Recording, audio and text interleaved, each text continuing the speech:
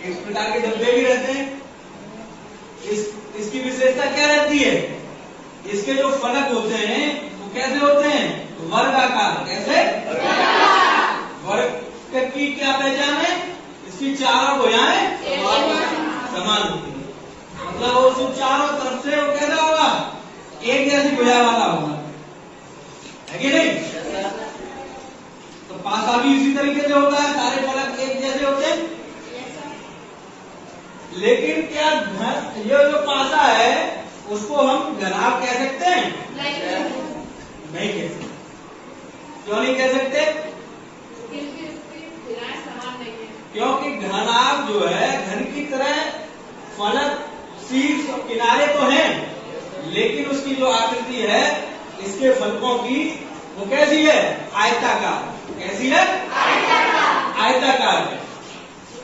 तो जो आयताकार और इसमें फलक कैसे है?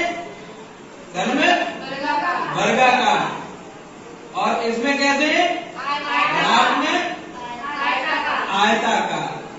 दोनों में अंतर समझ में आ गया? घन और घनाभ में विशेष अंतर यही होता है कि जो इसकी आकृति है, फलकों की जो आकृति है वो वर्गाकार होती है, और जो घनाभ की आकृति है फलकों की वो कैसी होती है? आयताकार। इसलिए दोनों का जो क्षेत्रफल होता है, घनाभ का संपूर्ण पृष्ठ का क्षेत्रफल, घन का संपूर्ण पृष्ठ का क्षेत्रफल अलग अलग होता है।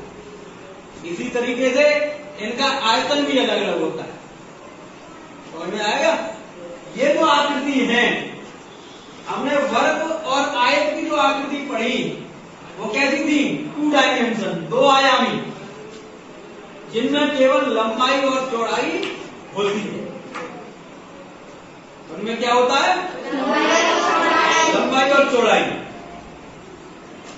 लेकिन घन और घनाभ में लंबाई और चौड़ाई के साथ में ऊंचाई भी होती है। क्या होती है? ऊंचाई। कैसे? ये इसकी लंबाई हो गई, और ये इसकी, और ये इसकी ऊंचाई हो गई कि नहीं? जब हम तुम्हारे समय पढ़ते थे, तुम्हारी जो क्लास है, जब हम इस क्लास में पढ़ते थे, हमारे सर जब हमें पढ़ाते थे, तो हम इस बात को लेकर कंफ्यूज रहते कि कौन सी, ये तो लंबाई हमें तो चौड़ाई की तरह दिख रही है, ये चौड़ाई जैसे हमने बताया खड़ा खड़ा, ऊंचाई कैसे होगी? कैसे पता लगेगा कि ऊंचाई? लेकिन हम ये समस्या तुम्हारे सामने नहीं आने लगे। हम इसको समझाने का प्रयास करेंगे कि कैसे इसकी ऊंचाई है, क्या लंबाई है, क्या चौड़ाई है। आगे चल के इस प्रकार की कोई समस्या ना हो, एक बार में समझ जाओगे। ये कुछ आकृति है। ये किसकी आकृति है? घन की। किसकी आकृति है? घन की। अब इसमें देखो,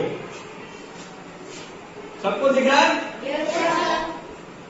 ये फलक है, ये जो सतह है इसकी, जो सतह बनी हुई है इस तरीके से, ये क्या है? फलक। ये क्या है? इसके कोने, इसको क्या बोला? शीर्ष।